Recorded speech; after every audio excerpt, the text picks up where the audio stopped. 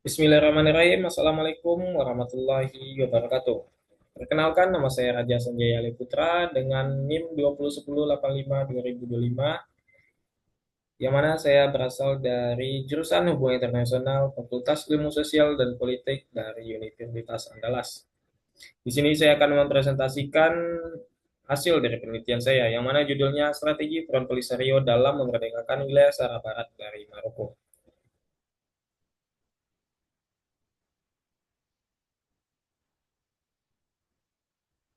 Di sini saya akan menjelaskan terkait latar belakang dari penelitian yang saya angkat ini. Yang pertama, konflik perebutan wilayah Sahara Barat terjadi sejak 1975 antara Maroko dan Front Polisario. Sahara Barat adalah wilayah di Afrika Utara yang kaya akan fosfat dan laut yang dihuni oleh etnis Sahrawi.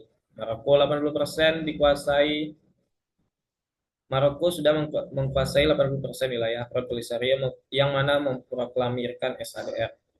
Konflik masih aktif, gencatan senjata sejak 1991, tetapi referendum PBB belum terjadi. Peran negara besar seperti AS dan Prancis serta PBB melalui MINURSO belum menghasilkan solusi konkret. Sejak Spanyol menarik diri dari tahun 1975, Front Polisario mendeklarasikan kemerdekaan Republik Demokratik Arab Sahrawi. Tetapi Maroko tetap mengklaim wilayah ini sebagai konflik berlangsung lama hingga gencatan senjata PBB tahun 1991.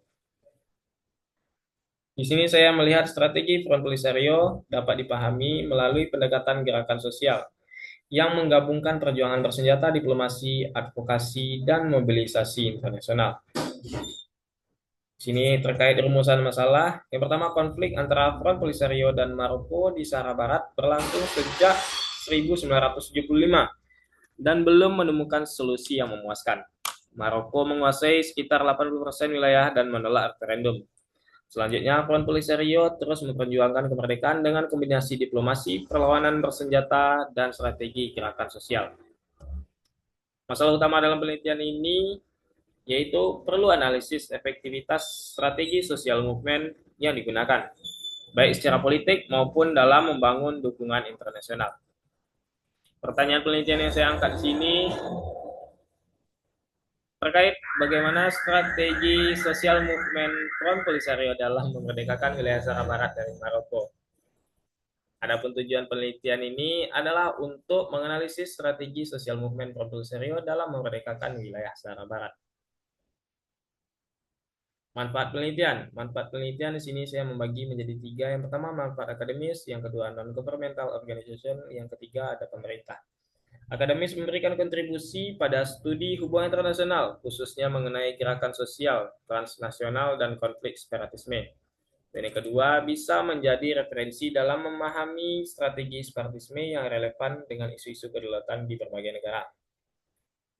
Selanjutnya, memberikan gambaran bagaimana advokasi dan solidaritas internasional bekerja dalam kasus konflik. Yang terakhir, bisa menjadi pembelajaran tentang strategi mobilisasi massa, kampanye diplomasi, dan advokasi publik.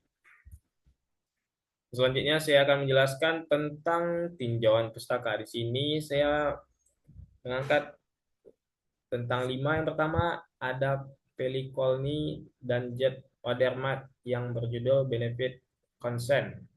Selanjutnya, Morocco's current approach in obtaining international recognition of war in the Western Sahara tahun 2020 sampai 2023 oleh Adrianita Putri Damayanti. Yang ketiga, strategi internal dan eksternal mobilisasi gerakan sosial dalam koalisi Khalis Ashifani tahun 2024. Yang keempat, evaluating the dynamic interaction between the defense or security police of the US, UN, and Western Sahara Sultan Said Mohammed tahun 2024. Dan yang terakhir, the geopolitical rivalry between Morocco and Algeria in the region as an entry point for prospecting the future of Western Sahara case Kezut Mohammed 2024.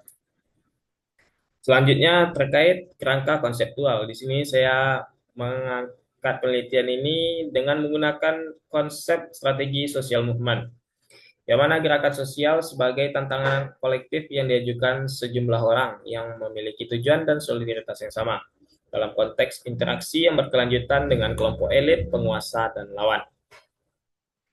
Di sini saya mengangkat 5 dimensi yang ditawarkan oleh Sidney Terrell. Yang pertama ada heightened conflict, yang kedua geographic and sectoral division, yang ketiga social movement organization, yang keempat new frame of meaning, dan yang kelima expanding repertoire of contention.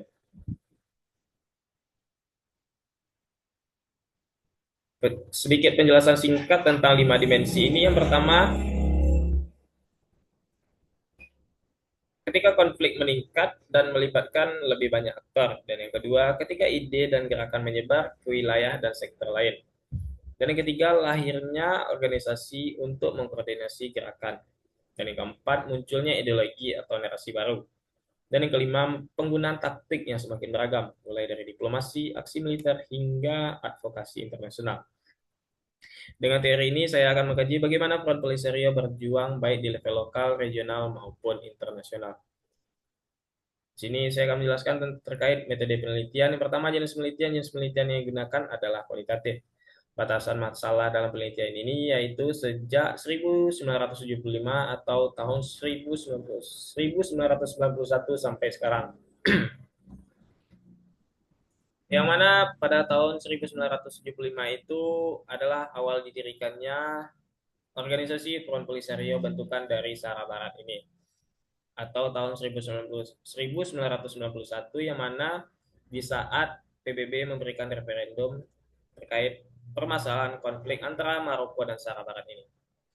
Unit dan tingkat analisis yaitu Front Polisario dalam memerdekakan wilayah Sahara Barat dari Maroko. Unit eksplanasi yaitu strategi social movement.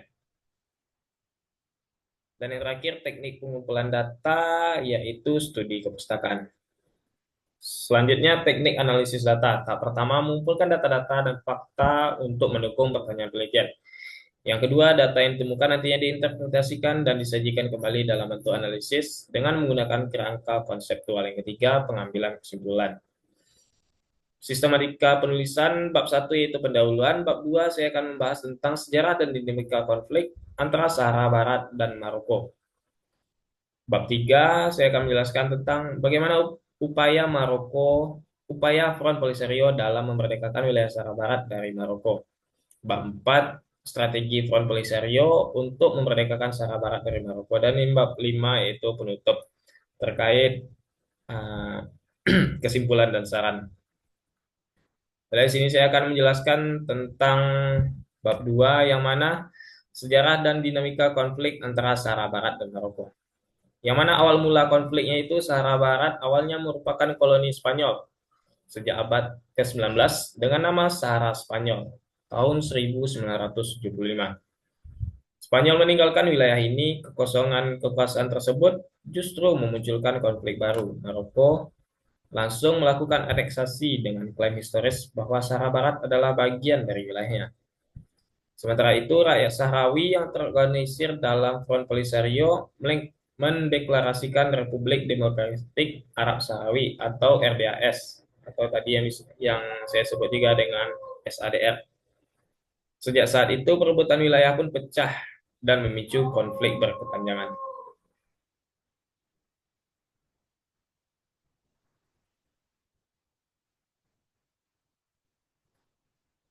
Dan selanjutnya tentang dinamika. Ini kelewatan ini. Selanjutnya tentang dinamika konflik. Perang besar berlangsung dari tahun 1975 sampai 1991. Selama 16 tahun, Polisario melakukan perang gerilya dan serangan terhadap militer Maroko. Tahun 1991, PBB memfasilitasi gencatan senjata dan membentuk misi MINURSO. Tujuan utamanya adalah untuk melaksanakan referendum menentukan nasib rakyat Sahara Barat, apakah merdeka atau menjadi bagian dari Maroko. Namun sampai hari ini referendum itu tidak pernah terlaksana. Sengketa daftar pemilih dan penolakan Maroko menjadi penghalang utama. Akibatnya Maroko tetap menguasai sekitar 80% wilayah, khususnya daerah kaya fosfat dan sumber daya laut.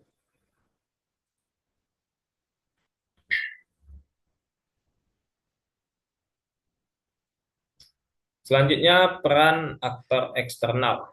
Konflik ini bukan konflik lokal semata. Ada banyak aktor eksternal yang ikut terlibat.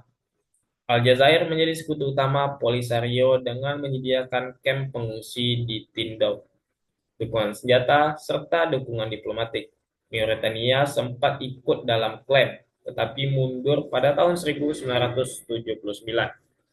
Spanyol sebagai bekas penjajah meninggalkan warisan konflik dan masih memiliki kepentingan ekonomi di wilayah ini. PBB melalui MINURSO berperan sebagai mediator, tetapi kewenangannya terbatas. Di sisi lain, Amerika Serikat dan Prancis lebih condong mendukung Maroko karena faktor geopolitik dan ekonomi. Dukungan ini membuat posisi Polisario semakin sulit di area internasional. Selanjutnya, saya akan menjelaskan tentang bab 3 yang mana upaya Front Polisario dalam memerdekakan wilayah Sahara Barat dari Maroko.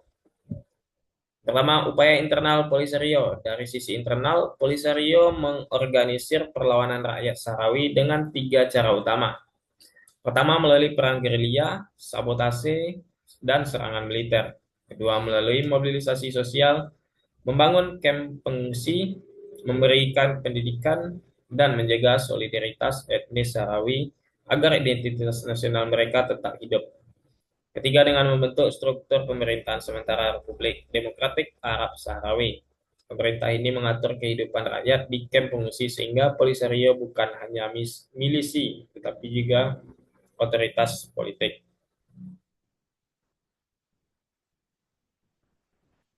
Selanjutnya, upaya eksternal dari Polisario. Selain upaya internal, Polisario juga aktif dalam diplomasi internasional. Mereka membawa isu ini ke forum PBB, Uni Afrika, dan gerakan non-blok. Mereka juga mengangkat isu pelanggaran HAM oleh Maroko untuk membingkai konflik ini sebagai isu hak asasi manusia, bukan sekedar sengketa teritorial.